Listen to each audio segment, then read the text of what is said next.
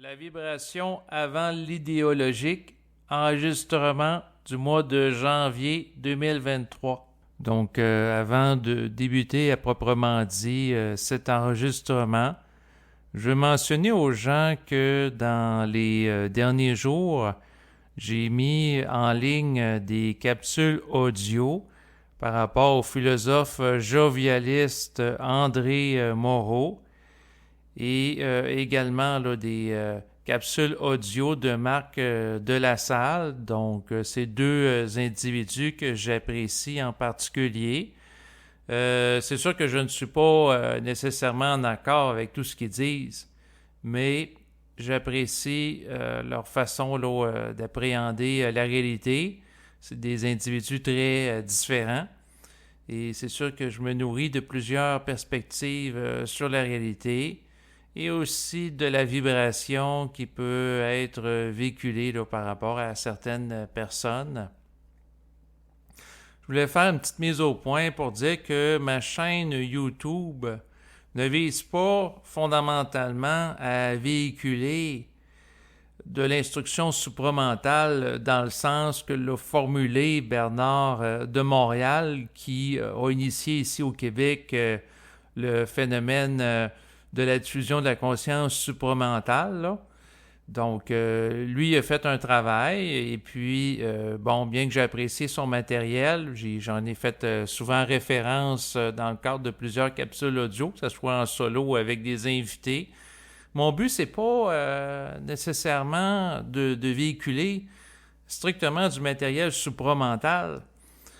Donc, à travers mes capsules audio, je vise à m'exprimer en tant qu'individu. Il y a des capsules qui visent à être à caractère plus journalistique ou informative par rapport à certains sujets, notamment par rapport à la santé. Il y a des capsules aussi qui visent à aborder là, de la musique que j'apprécie, des films. Donc, c'est très varié. Je ne veux pas me limiter à un créneau. Je ne veux pas me mettre dans une boîte, dans une forme. Et j'avais eu des commentaires parce que j'ai mis en ligne des enregistrements là, en lien avec le philosophe jovialiste André Moreau il y a quelques jours. Et là, il y a des gens qui m'ont écrit, m'ont dit « Ah, ben c'est pas supramental. » Ben c'est sûr que c'est pas supramental. C'est des enregistrements du philosophe jovialiste André Moreau. Donc, c'est par rapport au jovialisme. Donc, si vous allez sur ma chaîne YouTube de David Lève, faut que vous compreniez que l'optique de cette chaîne, c'est de diffuser différents contenus que je trouve intéressants, que j'apprécie. Donc, si vous êtes strictement à écouter des enregistrements en lien avec la conscience supramentale, eh bien, à ce moment-là, il y a d'autres chaînes YouTube là, par rapport à ça, tout simplement. Et mon but, c'est pas d'être soumis aussi à une vision du supramental idéologisée. Parce que là, je vois que certaines personnes qui sont en train d'en faire une doctrine ou une religion, dans le sens que ce qu'a véhiculé, entre autres, Bernard de Montréal, ça devient comme pour eux les principes qui ont été abordés des points de référence. Alors que dans ma compréhension de l'instruction supramentale sur le plan vibratoire, c'est pas une morale, une idéologie ou une doctrine. C'est-à-dire, c'est pas de se référer à des formes qui ont été véhiculées par un individu du passé. C'est quelque chose de vivant. C'est quelque chose qu'on peut vibrer dans le ici et maintenant. Donc, c'est au-delà de tout ce qui est construction intellectuelle. Et ça, j'ai l'impression qu'il y a plusieurs personnes qui ne le comprennent pas. Donc, j'ai l'impression que des gens qui ont touché à certaines religions, ils ont touché au Nouvel Âge, ils ont touché à l'ésotérisme, ils ont touché à des philosophies. Et là, ils délaissaient certains concepts pour en adopter d'autres à la place qui étaient véhiculés par des individus extérieurs à eux. Mais l'essence du supramental, c'est de véhiculer une vibration qui vient de soi, à travers, entre autres, la parole et l'écriture, comme étant l'extension du rayonnement créatif d'une conscience individuée. Donc, on n'est pas dans le doctrinaire. Moi, j'ai l'impression que des gens qui ont délaissé le Nouvel Âge, la religion catholique, ensuite l'ésotérisme, là, ils veulent se tourner vers d'autres choses pour c'est comme quelqu'un qui arrête d'être soumis à une forme ou une idéologie pour ensuite se plonger dans une compréhension réflexive et idéologisée par rapport à d'autres choses. Et par rapport à ça, c'est vraiment pas la démarche que je fais la promotion. Et là, les gens doivent comprendre ça. Parce que là, tu sais, si je véhicule un propos, puis la personne va dire non, ça, c'est pas cohérent avec l'instruction de Bernard. Oui, mais ma visée, mon objectif dans mes enregistrements, c'est pas nécessairement d'être cohérent en fonction d'une compréhension intellectualisée, véhiculée par du contenu de l'instruction de Bernard de Montréal. C'est de véhiculer qu'est-ce que j'ai la vibration de véhiculer. C'est très différent comme démarche, dans le sens que quelqu'un peut véhiculer, par exemple, certains principes. Et, tu sais, je peux vous donner un exemple comme de quoi que la vibration, c'est en fonction d'un contexte. Comme par exemple, l'hiver au Québec, quand il fait moins 30, c'est intelligent de porter un manteau d'hiver, porter aussi des pantalons là, de ski là, ou des combinaisons, là, porter des bottes d'hiver. Donc, dans ce contexte-là, c'est intelligent. Mais à l'été, lorsqu'il fait plus 30 et non pas moins 30, c'est pas intelligent parce qu'à ce moment-là, on a chaud et c'est inutile d'avoir autant de vêtements sur le dos. Donc, tout est contexte. La façon que j'ai la compréhension de la réalité, tout est contextuel puis vibratoire. Puis dans un sens, il y a des gens qui peuvent critiquer, par exemple, la philosophie jovialiste.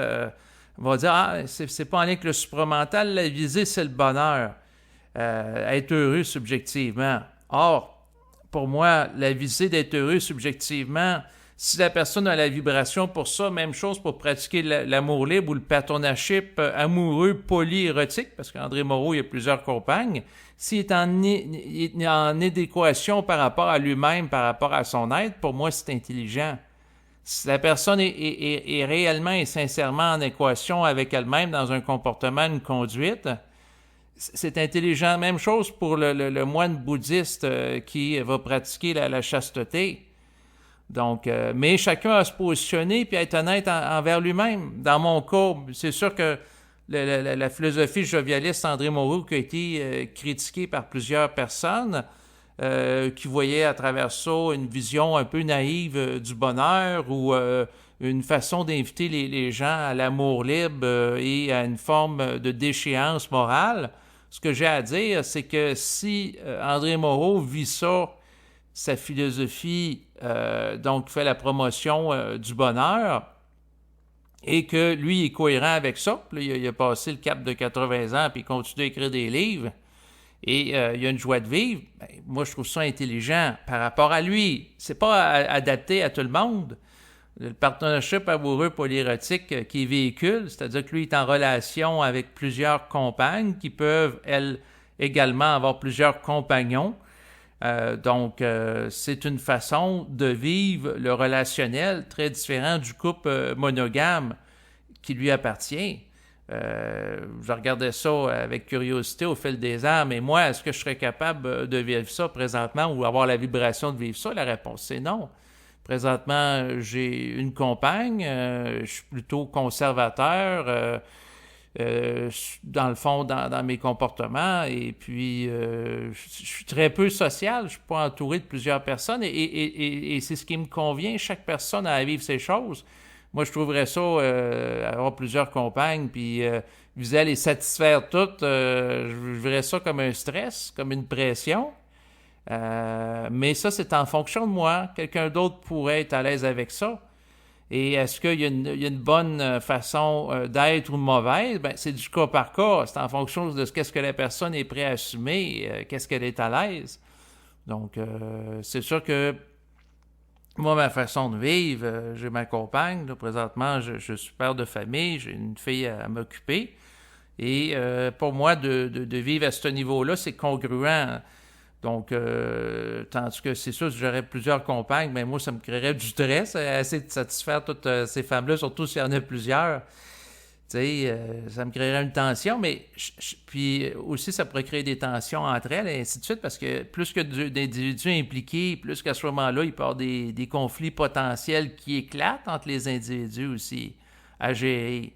Ça fait partie des réalités. Donc, Tout ça pour vous dire que, à mon avis, la personne qui fait vœu de pauvreté puis de chasteté, là, puis la sexualité, elle voit ça comme une occasion de péché, alors que d'autres personnes voient ça comme une occasion d'épanouissement personnel, puis il y en a qui vont avoir plusieurs compagnes ou compagnons.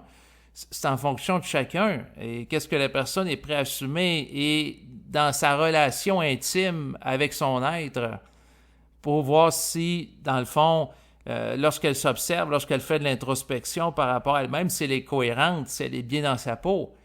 Donc, c'est sûr que je trouve ça plus intelligent, quelqu'un qui vit en congruence avec lui-même. Si dans son cas, c'est de pratiquer la chasteté ou avoir plusieurs compagnes, puis la personne est bien dans sa peau, je trouve ça intéressant. Donc, l'important pour moi, la priorité, c'est que la personne soit bien dans sa peau. Et tout ça pour vous dire que, dans le fond, je peux apprécier des gens qui diffusent de la conscience là, sur plusieurs années. Moi, ce qui m'intéresse, c'est des gens qui sont consacrés à de la diffusion. André Moreau, lui, ça fait plusieurs décennies qu'il va faire des conférences, des enregistrements, qu'il a écrit des livres. Donc, il a écrit des milliers de pages. Marc Delassalle, il a consacré une bonne partie de sa vie par rapport à ça. Il y a d'autres individus aussi que j'ai trouvé intéressants, comme Bernard de Montréal, encore une fois, sur plusieurs décennies. Donc, c'est sûr que ce qui m'intéresse dans les gens qui font de la diffusion web, c'est des gens qui font ça, entre autres, sur une longue période de temps. Les gens qui cherchent à approfondir leur compréhension de la réalité, de ce qu'ils vivent, et ainsi de suite. Donc, il y a une forme de continuité au fil du temps. Bien entendu, la vision proposée par André Moreau ou Bernard de Montréal ou Marc Delassalle, c'est très différent.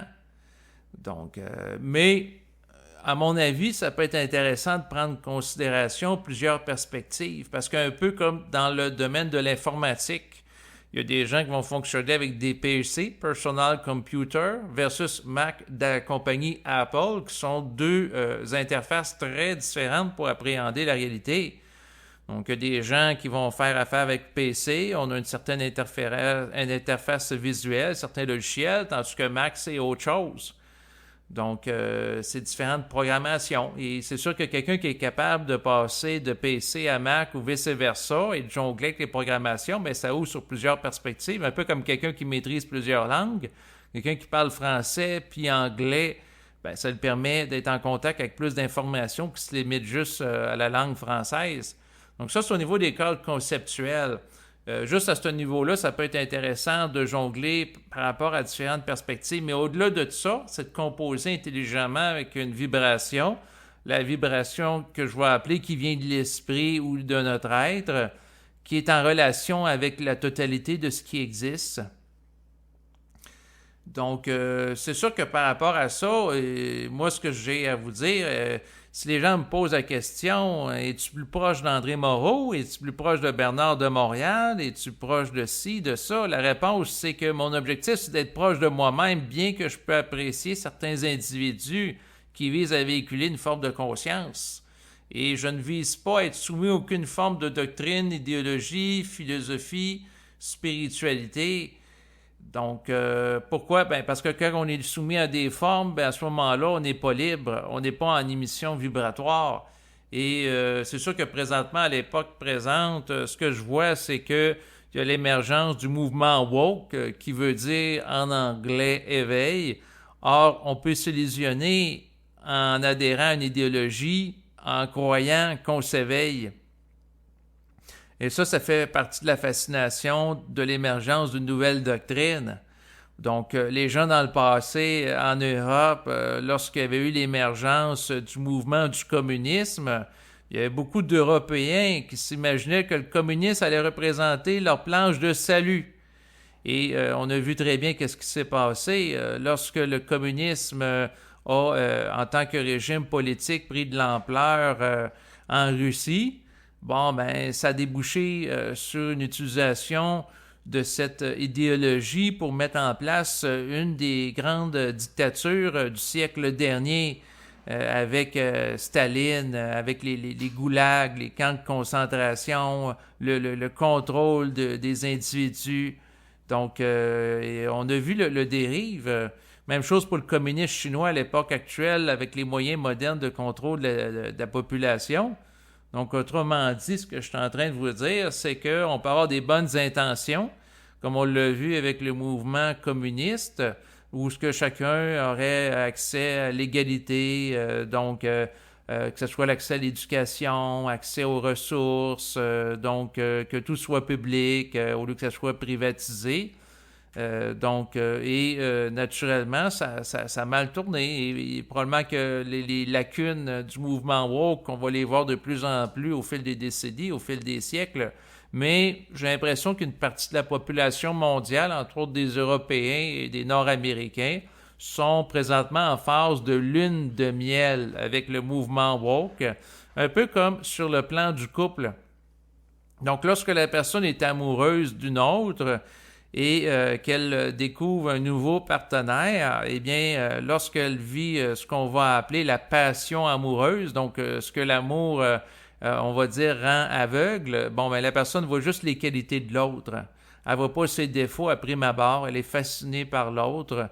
Et j'ai l'impression qu'une bonne partie de la population présentement sont fascinés par le mouvement woke et ne voient pas les failles qui me paraissent évidentes par rapport à ce mouvement, les risques de dérive, et ainsi de suite.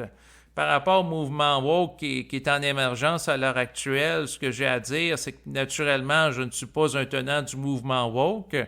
C'est sûr que si on aurait à me catégoriser, je suis un peu plus proche d'une mouvance conservatrice, sans pour autant être fondamentaliste sur le plan religieux. Par contre, le point, c'est que lorsque je vis avec la vibration à un certain moment donné peut me faire agir dans un sens qui va du mouvement woke, à un moment donné un peu plus conservateur, à un moment donné un peu plus d'une manière qu'on va qualifier de jovialiste ou de même de supramentaliste. Quelqu'un qui ferait une lecture idéologique de mes comportements en fonction d'un cadre conceptuel, naturellement. Mais par rapport au mouvement woke, l'une des particularités, c'est qu'on cherche présentement à faire éclater, on dit des formes pour l'émancipation individuelle et son bonheur. Et il y a l'étiquette de non-binaire qui est en émergence, où ce que beaucoup d'individus dans les sociétés occidentales sont invités par les tenants du mouvement woke à se catégoriser, se qualifier comme étant non-binaire. Et j'ai, par rapport à la pertinence d'utiliser cette étiquette-là pour se définir en tant que construction individuelle, j'ai un sérieux questionnement sur la pertinence d'agir ainsi et je vous explique pourquoi. En fait, il y a quelques jours, j'ai discuté avec une mère de famille et qui a une fille. Sa fille, est née fille là, sur le plan biologique et là, est rendue adolescente et elle se considère comme étant non-binaire. Et sa mère, ainsi que ses proches, elle avait un nom à la naissance, là, elle veut se faire appeler un nom non-binaire qui n'évoque ni le masculin ni le féminin. Et cette mouvance-là, on s'entend, là, il y a 30 ou 60 ans, on n'aurait pas vu ça. Et là, la mère de famille ainsi que les proches jouent le jeu. Et c'est sûr que quand je suis en présence de sa fille, moi, je cherche pas à créer des conflits ou des tensions. Je vais jouer aussi le jeu. Je vais l'appeler comme elle veut qu'elle soit appelée, là, naturellement. Sauf que le point, et ça a été très révélateur dans la discussion, sa fille n'était pas là. Et cette fois-là. Et lorsqu'on a discuté, ce qu'elle m'expliquait, c'est que sa fille, elle a vécu du rejet de son père. Donc, elle a des frères et de ce qu'elle m'expliquait, c'est que probablement que le père acceptait plus les frères, donc identité masculine, et elle, en tant que femme potentielle, là, c'était une fille, elle a vécu du rejet du père. Et par la suite, elle a eu des idées suicidaires et là, présentement, elle est suivie là, par un intervenant. Tout ça pour dire que quand elle m'a partagé ça, parce que là, moi, une personne de nature féminine qui veut devenir non-binaire, j'essaie de comprendre. Tu sais, d'où vient la motivation de vouloir adhérer à l'étiquette woke. Et là, quand elle m'a expliqué ça, parce que ça m'a, comment dire, ça m'a amené à allumer sur un phénomène particulier, c'est-à-dire que dans ce cas-ci, probablement que le père, ou dans l'interprétation qu'a eue la fille de son père, c'est qu'en tant que femme, elle s'est sentie rejetée sur le plan de son identité biologique fondamentale. Et par la suite, qu'est-ce qui s'est passé? Peut-être qu'elle-même, si elle se sent rejetée par son père en tant que fille, peut-être qu'elle-même, elle s'est rejetée en tant que fille, puis à ce moment-là, elle a voulu adhérer à l'identité woke, qui est celle de non-binaire. Donc, rejeter son identité de genre d'origine parce qu'elle vit du rejet du père, puis ça lui crée une forme de malaise. Et sous l'influence du rejet du père, elle peut elle-même se rejeter. Ça, c'est une hypothèse que je fais. C'est sûr que je ne suis pas dans sa tête, on s'entend, là. Par contre, j'aime formuler des hypothèses explicatives par rapport à des comportements. Pendant plusieurs années, j'ai écouté au Québec, à la radio, le psychiatre Pierre Mailloux, qui faisait des hypothèses comportementales par rapport à différents comportements qui, à l'origine, peuvent nous apparaître comme étant difficilement compréhensibles. Et l'hypothèse que je ferais par rapport à ça, c'est qu'elle souffre. Il était question qu'elle avait des idées suicidaires et qu'à quelque part, l'idée d'adhérer à l'étiquette non-binaire, ça ne règle pas la souffrance de fond.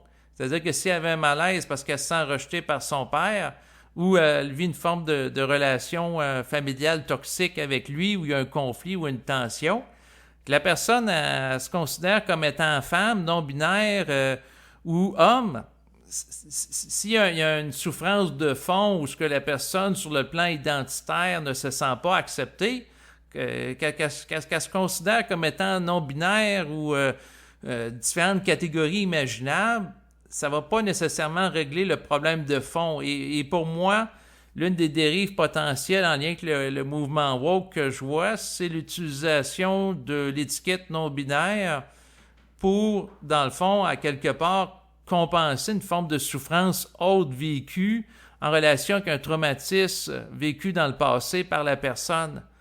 Et qu'à quelque part, l'utilisation de l'étiquette non-binaire, dans certains cas, peut être la manifestation d'un symptôme en réaction à une souffrance n'étant pas réglée, un conflit, une tension non réglée.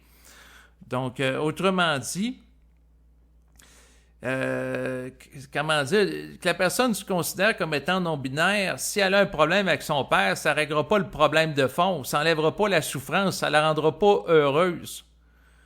Donc, d'investir de l'énergie là, pour que la personne qui se considère non-binaire, tout convier les proches à l'appeler avec un nouveau nom non-binaire, l'appeler Yel, ensuite changer les papiers, là, que ce soit au niveau du permis de conduire, ben là, c'est pas le cas de cette personne-là, mais tu sais, si j'extrapole un peu, la personne est adulte et elle se considère non-binaire, bon, il y a le permis de conduire à modifier, ensuite le certificat à l'état civil, par rapport à l'identité de la personne, ensuite la carte d'assurance maladie ici au Québec, tous les papiers puis la paperasse, ça demande beaucoup d'énergie. Et c'est ça, je me questionne sur la pertinence par rapport à ça. Et dans le fond, par rapport à la question des non-binaires, il y a plusieurs mois, en fait, j'avais été en contact avec une autre personne qui se considère comme étant non-binaire et elle avait un passé traumatique. Fait que là, les cas, c'est sûr qu'on s'entend, je n'ai pas un échantillon représentatif de 1000 personnes de la population québécoise pour porter un regard global sur le phénomène des non-binaires, mais dans les deux cas auxquels j'ai eu de l'information, puis ces deux personnes aussi que j'ai rencontrées là, à quelques reprises, c'est des gens qui ont vécu un passé traumatique. Donc, je vois ça, dans ces deux cas-là, l'étiquette non-binaire comme étant une réaction de la personne face à de la souffrance et non un élan, qui peut être vécu par rapport à... Si on prend le phénomène de l'homosexualité, la personne est adolescente, elle se rend compte qu'elle est attirée par les gens du même sexe, ou elle fait des rêves érotiques, ou elle est excitée sexuellement quand elle regarde des photos ou des vidéos de gens du même sexe. Bon, ben, il y a comme un élan intérieur qui est là, qui se fait comme naturellement. Donc, et là, la personne, bon, elle a constaté qu'elle est homosexuelle ou est bisexuelle ou peu importe, mais ça se fait en fonction d'un élan interne qui l'amène là. Tandis que là, c'est pas pareil. C'est en relation avec un vécu traumatique dans ces deux cas. Et le questionnement que j'ai par rapport à ça, c'est que si l'étiquette non-binaire, dans le fond, ne règle pas une souffrance de fond liée à un problème relationnel avec un individu significatif comme le père, ça pourrait être la mère aussi, là, remarquez, là, c'est qu'à quelque part, c'est un petit peu, d'utiliser cette étiquette-là, je vois ça un petit peu comme une façon d'extérioriser, comment dire, c'est comme si la personne met de l'énergie par rapport à ça, mais elle devrait en mettre à un autre niveau pour régler le problème de fond qui l'amène à utiliser cette étiquette-là si c'est en réaction à une souffrance. Dans notre société, on va avoir, par exemple, des gens qui vont prendre des antidépresseurs parce qu'ils ne sont pas bien dans leur famille. La personne peut vivre un conflit important avec le père, puis elle côtoie son père à tous les jours, au milieu professionnel qui est malsain, donc un milieu qui est toxique. Donc, si la personne prend des antidépresseurs, ça peut réduire les symptômes de la dépression et le malaise, mais ça ne règle pas la cause. Et j'ai l'impression que l'étiquette des non-binaires, c'est un petit peu un phénomène similaire qui peut se produire par rapport à elle, dans le sens que la personne qui se qualifie comme non-binaire, un peu comme l'antidépresseur, ça ne règle pas nécessairement le problème, la souffrance ou le traumatisme qu'elle vit qui l'amène à vouloir utiliser cette étiquette-là advenant le cas. Bon, peut-être qu'il y a des gens qui se considèrent comme étant non-binaires, puis c'est vraiment un élan intérieur, mais à l'heure actuelle, j'en connais pas. Et j'ai de la difficulté à me représenter ça, honnêtement, là, dans le sens que du jour au lendemain, quelqu'un qui se réveille avec un élan interne, aujourd'hui, je me sens non-binaire, je me sens ni homme ni femme. Je le vois pas. En tout cas, peut-être que ça se peut, là, mais écoutez, j'ai des sérieux doutes. Tandis qu'au niveau de d'autres phénomènes sociaux qui n'étaient pas acceptés, qui étaient marginaux, qui ont devenu acceptés, comme l'homosexualité, je peux concevoir quelqu'un du jour au lendemain, la personne vit la liberté, puis elle se rend compte qu'elle est attirée par les gens du même sexe. Ça, c'est un élan interne de la personne où elle compose avec une réalité par rapport au désir sexuel, mais l'histoire d'étiquette non-binaire. En tout cas, on va voir qu'est-ce que ça va donner dans les prochaines décennies. Au niveau expérimental, la civilisation occidentale est en train d'intégrer cette forme d'identité de genre et on va voir si ça va favoriser l'épanouissement réel des individus et leur évolution. Ça va favoriser l'évolution collective des sociétés occidentales. On verra tout ça. Mais c'est sûr que ma perspective, quelqu'un qui utilise l'étiquette non-binaire, puis on ne me fera pas changer d'idée là-dessus, c'est que c'est utilisé pour, dans le fond, en réaction à un problème qui engendre de la souffrance, et ça ne neutralise pas la souffrance, la personne ne sera pas en paix. C'est-à-dire que si la personne vit un problème avec son père ou autre individu significatif, quand même qu'elle se considère comme étant non-binaire ou binaire, si elle souffre, elle va continuer de souffrir parce que utiliser une nouvelle étiquette, ça va pas ça va pas créer des solutions pour générer plus d'harmonie avec la personne s'il peut y en avoir avec laquelle elle a un problème ou si la personne n'y a rien à faire pour la changer, ben prendre ses distances par rapport à elle. Donc, c'est ce que j'avais à dire là, par rapport à ça. Et sinon aussi, je voulais revenir parce qu'il y a une personne qui m'a écrit par courriel et elle mentionnait qu'elle était en Europe. Il y a peut-être d'autres personnes aussi. En fait, j'avais déjà eu dans le passé, là, il y a plusieurs mois, là, des messages qui allaient un petit peu dans le même sens par rapport à la question de l'isolement de la personne qui se conscientise. Donc, la personne, elle m'écrit, elle dit « Je suis en Europe, je vis de l'isolement par rapport au processus d'individuation qu'elle connaît. » Il y a des gens qui vont dire « J'aime ça écouter des enregistrements que tu véhicules sur ta chaîne comme Marc Delassalle, d'autres entrevues que tu as faites aussi avec d'autres personnes, avec des invités comme Berthold, parce que ça me fait du bien, je me sens moins seul. » Et la personne, c'est arrivé à plusieurs reprises, vit une forme de solitude. La personne, à travers ça, j'ai l'impression qu'elle a besoin de communiquer, elle a besoin d'échanger.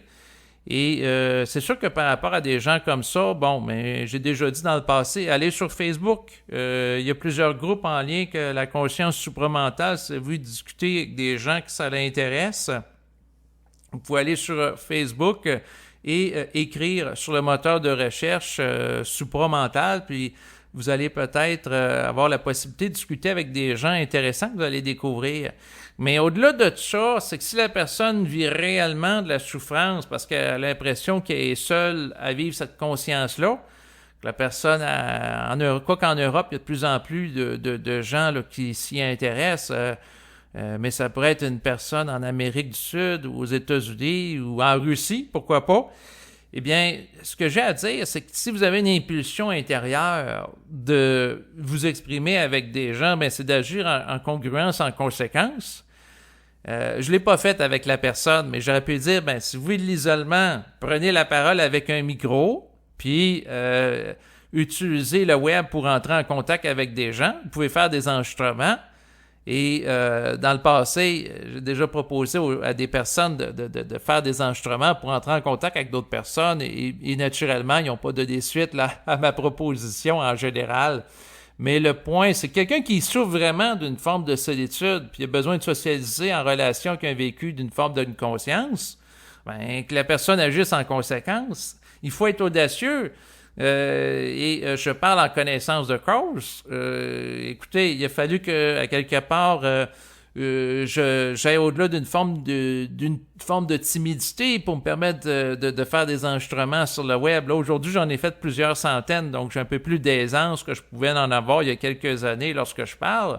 Mais néanmoins, ça m'a amené à aller au-delà d'une forme de timidité. Donc, si l'impulsion interne pour prendre la parole est plus grande que la timidité, la peur d'avoir l'air fou, la peur de bafouiller, ben, c'est ça qui va prendre sur le dessus et la personne va s'exprimer. Mais ce qu'il faut comprendre, c'est que si vous avez... Parce que si la personne a dit « Ah, j'aimerais ça parler avec des gens, mais non, je veux pas faire d'enregistrement au micro. Ah non, je veux pas aller sur un forum sur Facebook. Ah non, je veux pas faire ci, je veux pas faire ça. » En réalité, la personne ne veut pas vraiment. Elle veut un petit peu, mais pas vraiment. Tandis que quelqu'un qui veut vraiment, il n'y a pas d'hésitation, il n'y a pas de marchandage. La personne, elle vibre puis agit, comme dirait Daniel Bédard. Elle ne se casse pas la tête, elle ne réfléchit pas, elle n'intellectualise pas. Donc, elle passe à l'action. Et c'est les gens qui passent à l'action qui m'intéressent. Donc, c'est des gens qui... à un moment donné, il y avait des gens qui voulaient faire des enregistrements avec moi et je leur ai posé la question, avez-vous déjà fait un enregistrement pour que je puisse prendre contact avec votre vibration à travers une expression verbale? Il y en a certains qui me disaient non. Or, si la personne est vraiment activée par un principe de parole en elle, à quelque part, elle va faire l'enregistrement, elle ne sera pas en hésitation, on en aura déjà fait. Mais c'est sûr que, dans le fond, par rapport à... Parce que j'ai eu plusieurs propositions au fil des mois de différentes personnes pour produire des enregistrements visant à véhiculer de la conscience, j'ai refusé beaucoup de personnes parce que c'est sûr que dans ma vie de tous les jours, naturellement, étant père depuis un peu plus d'un mois, c'est sûr que, bon, ça me garde actif de m'occuper de ma fille et c'est sûr qu'en termes de priorité, naturellement, je vais veiller à ma famille. J'aime toujours communiquer, faire des enregistrements. La preuve, j'en fais un présentement. Mais là, à cette étape-ci de ma vie, je suis rendu à 41 ans. Il y a quelques années, entre autres, vers l'année 2018, j'ai fait plusieurs entrevues avec des invités. Donc, si vous allez sur ma chaîne de David Lay, vous allez voir qu'au fil du temps, j'en ai fait beaucoup de vidéos. Il y en a plusieurs centaines. Et il y a une période où j'avais reçu plusieurs invités. Présentement, j'ai pas de mise en vibration en ce sens-là et c'est la raison pour laquelle je m'écoute et j'ai eu à décliner plusieurs invitations en ce sens. Donc, des gens qui m'ont écouté interviewer à plusieurs reprises Berthold ou également Mona sur ma chaîne YouTube depuis les 2 dernières années. Et ils m'ont dit, ben là, je trouve ça intéressant tes entrevues, mais là, je voudrais plus d'invités différents. J'ai eu souvent cette requête-là. C'est pas qu'ils apprécient pas ces 2 invités-là. Au contraire, il y en a qui les apprécient beaucoup, mais là, ils veulent avoir plus de variété. Mais en même temps, ce que j'ai déjà dit à des personnes, à un moment donné, il y a quelqu'un qui me propose d'inviter une personne pour l'interviewer. J'ai décliné l'invitation et j'ai dit pourquoi pas, toi, faire l'enregistrement avec cet invité, puis lorsque tu l'auras fait, tiens-moi au courant, puis je l'écouterai. Et naturellement, la personne n'a jamais donné suite. Pourquoi? Ben, c'est qu'à un moment donné, les gens qui veulent entendre certaines choses, il faut être capable de vous donner ce que vous voulez entendre. C'est ça, une conscience créative et génératrice. Moi, je me suis donné ce que je voulais entendre. Je voulais entendre des entrevues qui étaient faites avec Marc de la Salle il y a plusieurs années. Bon, Richard Glenn l'avait interviewé en 2011 et par la suite, j'avais proposé à Marc de l'interviewer. Comme il n'y a pas personne qui l'interviewait à cette époque-là, ben, il a accepté. Mais moi, parce que j'avais écouté un enregistrement de Richard Glenn en 2011. En fait, il avait été interviewé, Marc de la Salle, en 2011. Là, et par la suite, dans le fond, moi, j'étais intéressé à l'entendre de nouveau. J'avais envie de l'entendre davantage et c'est la raison pour laquelle j'ai été entré en contact avec lui pour l'interviewer et pendant près de 9 ans, je l'ai interviewé par la suite. Pourquoi? Ben, c'était pour répondre à mon besoin. Donc, s'il y a des gens qui ont envie d'entendre des entrevues de certaines personnes, allez vers eux. Peut-être qu'ils vont accepter. Donc, soyez audacieux. Et pour ça, ben, il faut aller au-delà de la gêne, de la timidité, de la peur de déplaire. Donc, c'est sûr qu'il y a plusieurs personnes qui voulaient entrer en contact avec moi pour parler de conscience de manière privée. Présentement, je vous dirais qu'au moment où je vous parle en ce mois de janvier 2023, non, j'ai pas nécessairement la vibration par rapport à ça. Donc, j'ai parlé beaucoup de conscience au fil du temps avec différents invités. J'ai exploré plein de sujets. Et présentement, dans ma vie, c'est sûr que ça m'intéresse toujours d'intégrer davantage ma conscience naturellement. Mais c'est sûr que présentement, dans ma vie, ce qui m'interpelle un peu plus, c'est mon vécu en tant que père. Et pour moi, c'est sûr que d'intégrer le rôle que consiste à être père, c'est quelque chose qui m'amène à redéfinir mon rapport à l'existence en général. Et faire des observations aussi. Tu sais, il y a peut-être plusieurs personnes qui m'écoutent, qui vont aller voir sur Facebook. Là, des fois, il y a des gens, ils ont des enfants, puis on voit des photos avec le beau sourire. Mais en réalité, dans le quotidien, ce que je vous dirais dans mon vécu, les sourires, il n'y en a pas beaucoup, puis il y a souvent des pleurs, peut-être aux 3 ou 4 heures quand ma fille a faim. Et c'est sûr que ce qui m'a le plus marqué, c'est l'intensité que peut avoir un enfant qui n'a pas été encore conditionné par la société, qui est, dans le fond, spontané, qui est en contact avec ses besoins, comme par exemple le besoin de manger, et qui n'a pas été castré par une morale rigide, par une structure, qui n'a pas été étouffé, qui n'a pas été refoulé. Donc, un enfant à la base, là, à quelques jours de vie, qui est libre du conditionnement social, qui est en contact avec lui-même. Donc, il a besoin de manger, il a faim.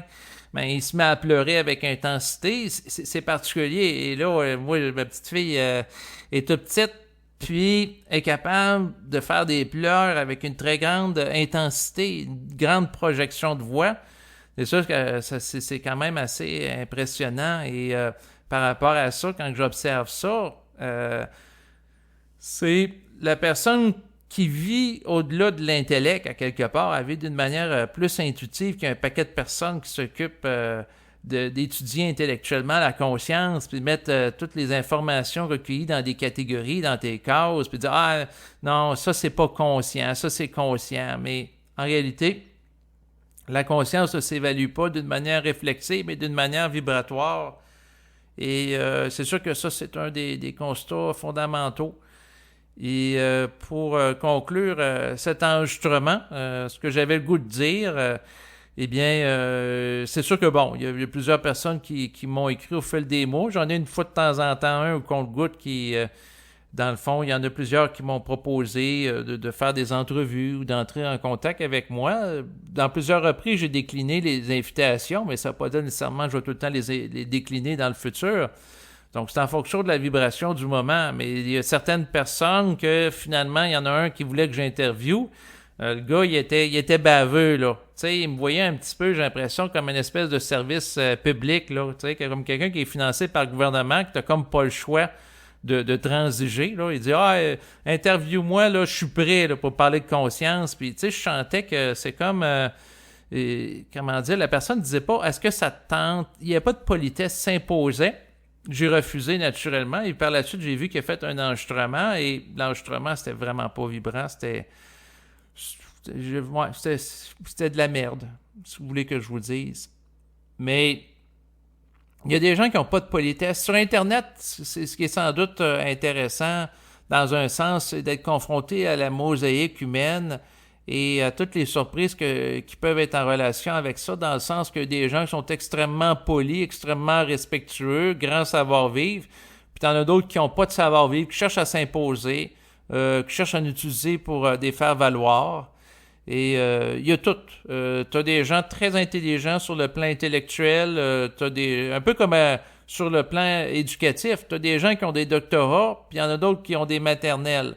T'en as que c'est des doués ou des surdoués, puis t'en as d'autres c'est des déficients intellectuels. Donc, il y a différents quotients intellectuels, il y a différents quotients vibratoires. On peut avoir un quotient émotionnel aussi, la capacité de faire la lecture des émotions des autres, faire preuve d'empathie, d'être à l'écoute des sensibilités. Mais au-delà de ça, ce qu'on a à réaliser, c'est que différents niveaux vibratoires, il y a différents décalages et c'est une question de sensibilité et aussi de composer avec une incompréhension par rapport aux gens en général, dans le sens que il y a des choses que j'ai dit il y a 3-4 ans.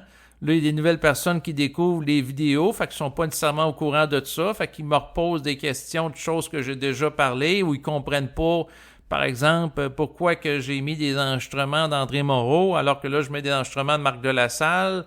J'ai fait des entrevues avec Berthold. Il y a des gens qui voient une forme de décalage par rapport à tout ça. Et là, ce qui m'a amené, entre autres, à faire la petite mise en contexte dans le cadre de l'enregistrement aujourd'hui en disant que les enregistrements que je mets en ligne, c'est en fonction de la vibration que j'ai du moment. Et je ne vise pas à suivre une ligne de parti. Peut-être qu'à un moment donné, vous allez entendre quelqu'un qui est plus du côté... conservateur, l'importance de la valeur de la famille, tandis qu'au contraire, il y en a une autre personne qui peut être plus du côté progressiste, de l'ouverture aux autres, voire du couple ouvert. Donc, il peut y avoir différentes choses qui vont être abordées comme sujet sur ma chaîne YouTube. Et dans le fond, il ne faut pas être strict, il ne faut pas être rigide, il ne faut pas être figé dans rien, parce que, à quelque part, la fixité dans la forme, c'est ce qui empêche la fluidité du mouvement et ce qui empêche aussi l'expression vibratoire, parce que la vibration doit primer avant la forme, être au-delà de la forme, au-delà des étiquettes et des catégories, comme par exemple là, celle de non-binaire, pour voir clair aussi par l'utilisation de ces catégories par rapport à certaines personnes et le rôle et la fonction que ça a dans leur vie en termes d'utilisation pour se définir sur le plan identitaire et à quel point ce type de catégorie favorise ou non le développement individuel. Et c'est sûr que sur le plan collectif, on va voir dans les prochaines décennies toute la programmation sociale et éducative qui vise à dire à des jeunes, tu peux être homme, tu peux être femme ou tu peux être non-binaire. Tu peux être transsexuel aussi, tu peux être... tu sais, il y a plusieurs catégories qui sont présentées aux jeunes en disant, dans un esprit d'ouverture, c'est comme tu te sens, etc. On va voir qu'est-ce que ça va donner. Donc, on va juger l'arbre à ses fruits, là. Et c'est sûr que par rapport au mouvement woke, c'est un dossier à suivre parce que ça prend de plus en plus de place. Autrefois, il y avait les gens, c'était le salut au Québec là, dans un lointain passé à travers la religion catholique. Donc les gens se soumettaient au petit catéchisme dans l'espoir d'aller au paradis à la fin de leur jour, aller au ciel et non pas en enfer. Et en fonction de ça, ben, les gens se sont soumis à des comportements et ils ont fait aussi de l'aveuglement volontaire par rapport à des comportements qu'aujourd'hui on regarde, là, on dit ça n'a pas de bon sens. Il y a eu des abus d'autorité de certains religieux qui ont fait preuve de violence. Il y a eu des cas de gens qui estiment avoir vécu des abus sexuels là, par rapport à des religieux responsables de pensionnats, chantage, manipulation, harcèlement psychologique et autres. Mais ça, c'est avec le recul historique. Et avec le recul historique, on verra qu'est-ce qu'il adviendra là, par rapport au mouvement woke et si le mouvement woke est réellement porteur d'éveil comme son étiquette l'indique. Donc, c'est ce qui va compléter cet enregistrement. Je vous remercie de votre écoute et je vous dis à bientôt. Au revoir.